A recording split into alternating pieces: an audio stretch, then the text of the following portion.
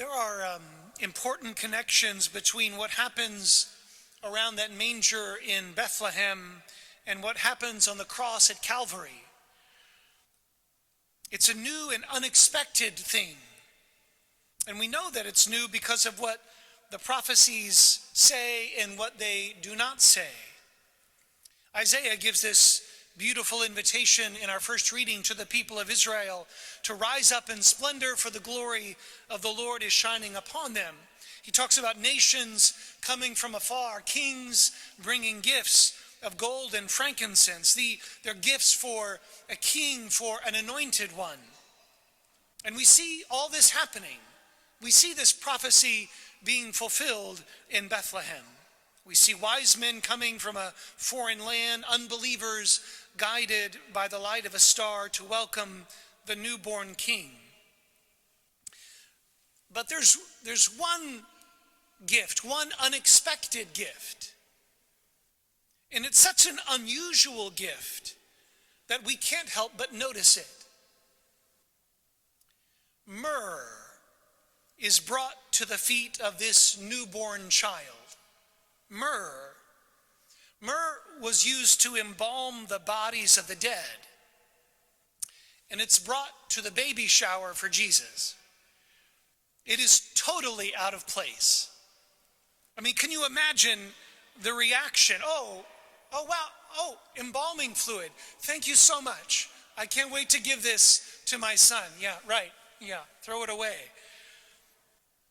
The fact that it's totally out of place emphasizes its importance.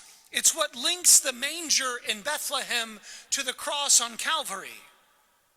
Because in order to accomplish the unity of all nations, in order to do all the things that Isaiah prophesied, to bring all these people together, to bring a light to the nations, to bring hope that is not bound by geography or the place of origin, in order to do all of these things, this child must die.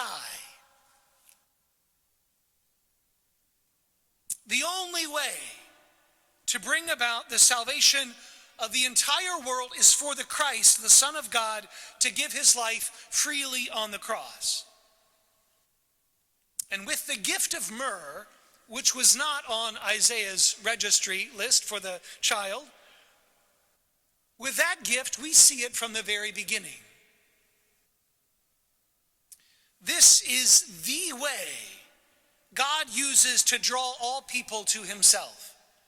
He comes and immerses himself in the soup that is our humanity, full of brokenness and weakness and sin. He immerses himself in that so that he can take it all on and offer it as a sacrifice to unite us with the Father. Everything, and I mean everything, absolutely everything in the life of Jesus from the moment that he is born into this world is oriented towards his offering to the Father. Because he is the only offering. No lamb, no sheep, no goat, no turtle dove can match this offering, which is God himself. And this is part of the Epiphany that occurs on the Epiphany, part of the revelation that we see today.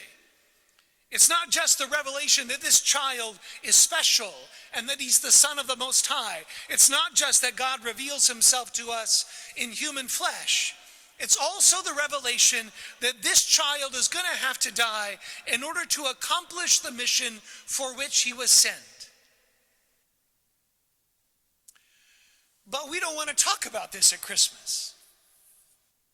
No mother wants to talk about the death of her child when they're in the midst of rejoicing that the child just entered the world. But we have to talk about it. Because otherwise we won't understand why Jesus came. Why all this had to happen. You may have heard that great line from C.S. Lewis, which I think has come into greater popularity these days. He says that Jesus came into enemy-occupied territory. That is what the world is. Christianity is the story of how the rightful king has landed, you might say landed in disguise, and is calling us to take part in the great campaign of sabotage. The whole reason that Jesus came was to sabotage the plan of the devil, who has had his way in this world. And so Jesus sneaks into our flesh like a Trojan horse. He gets into death so that he can blow it up from the inside. He wants to break the chains, to open the prison cell, and to unbind us. This is what is revealed to us with this mysterious gift of myrrh. It's part of his plan. He has come to die so that he can set us free from death.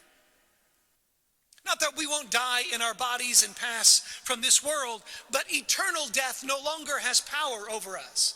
And this was the devil's great delight, was to completely separate us from God. This is the whole reason he tempted Adam and Eve in the garden, was to create division and to pull them away so that life, eternal life, could no longer be theirs. And so Jesus gets in there and he breaks the only weapon that the devil has so that it no longer has power over us. And so this quote from C.S. Lewis reminds us that Jesus wants us to take part in this campaign of sabotage, of destroying the devil's plans. And we know the devil's plans. There's nothing secret here.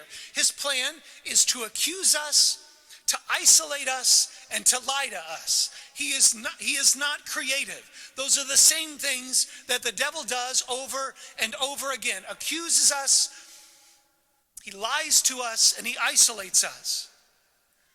And that means that our part in this campaign of sabotage is to affirm, is to unite, and to speak the truth in love. We have to affirm what is good in others instead of accusing them of what we think they're doing wrong. We have to stay together as a community and not allow ourselves to be torn apart by division, by politics, by prejudice, whatever. We have to speak the truth in love, not to use it as a weapon, but to use it as a foundation on which we can stand so that nothing can push us over. All of this is why he came, to free us from the dominion of the devil, the power of the devil, the power of death, which was a constant threat to humanity. And so this Epiphany, this solemnity of the Epiphany, is the revelation of the King who comes to us. And it is the revelation of our role to stand alongside him in the battle against the power of the enemy.